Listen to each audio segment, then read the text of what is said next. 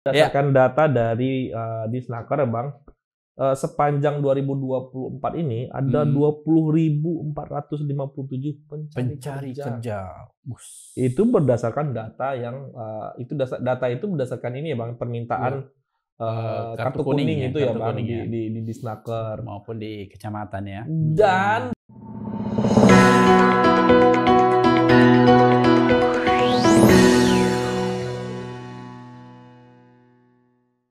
hari ini juga ada banjir lagi nih, Bang. Iya. Abang tahu banjir apa? Coba tebak. Banjir air mata. Salah. Banjir apa? Banjir pencari kerja. Kalau itu dari dulu banjir selalu begitu kan. Oke, kita sama dulu, Bang. Pembaca Mata Bos. Oh iya. Oke, Pembaca Mata Bos, bertemu lagi sama saya Juanda dalam edisi Hot News 17 Oktober 2024. Seperti biasa, bersama rekan saya Muhammad Nur dalam Hot News. Tadi kita sudah bahas soal banjir. Ternyata banjir itu bukan banjir ecek-ecek. Ya. Bukan banjir setinggi mata kaki atau setinggi lutut, bukan sedada manusia orang dewasa. Tapi banjir pencari kerja. Nah, ini bisa berubah jadi banjir air mata kalau tak dapat kerja kan. Iya juga.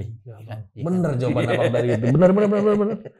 Nah, ini Bang, berdasarkan data dari Disnaker, Bang, sepanjang 2024 ini ada 20.457 pencari kerja.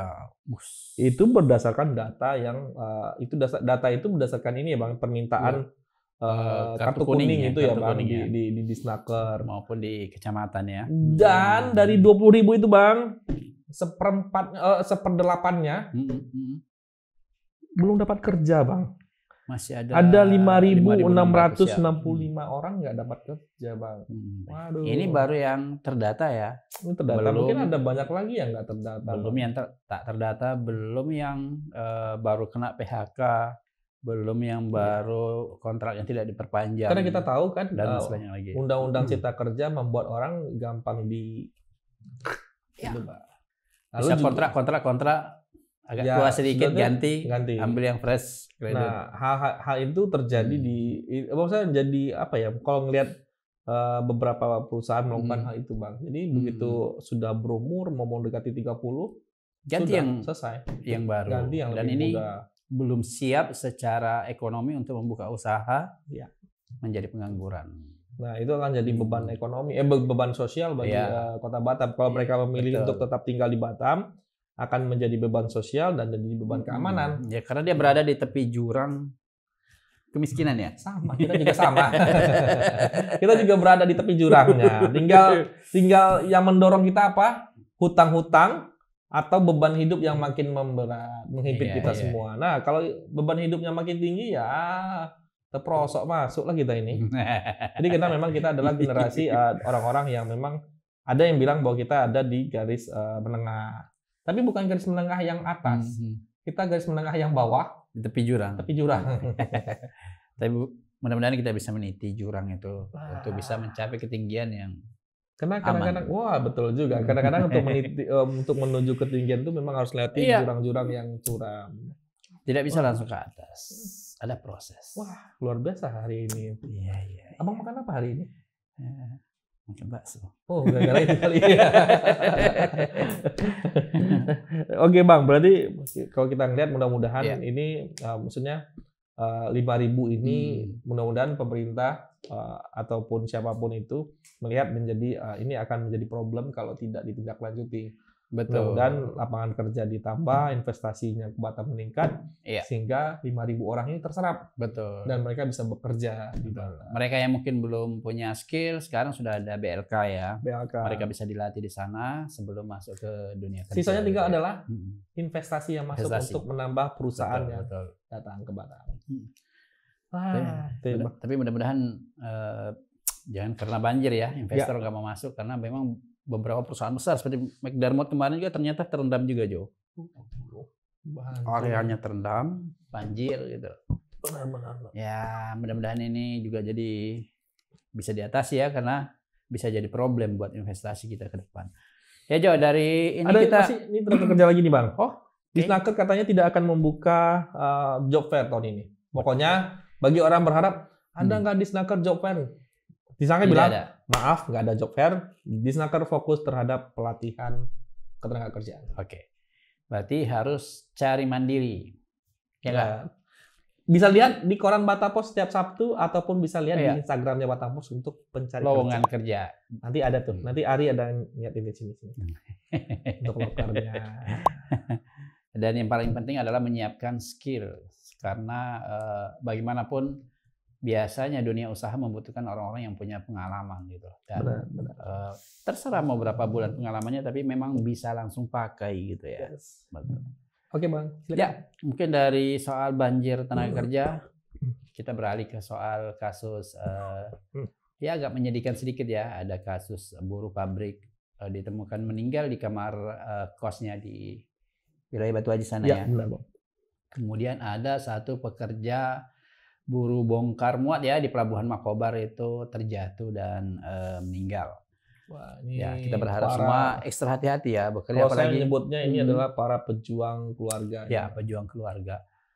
Mungkin ada efeknya kali ya, mungkin agak bergelombang, jadi ketika membongkar muat itu sedikit bergoyang atau seperti apa, atau kondisinya kurang sehat seperti apa, nanti bisa disimak beritanya selengkapnya besok di edisi cetak. Ini Bang, begal yang melakukan begal terhadap driver iya. Maxim di Barelang. Iya, mungkin masih ingat. Katanya cengengesan. Iya. Lagi sidang Bang, cengengesan depan hakim. Oh, habislah dia rujak oleh Aduh, hakim. memang kadang-kadang. Tapi Pak Hakim udah kasih hukuman agak tinggi aja Pak. Emang nggak ngagain persidangan dia, sehingga hakim marah jadinya akibat cengengesan. Iya.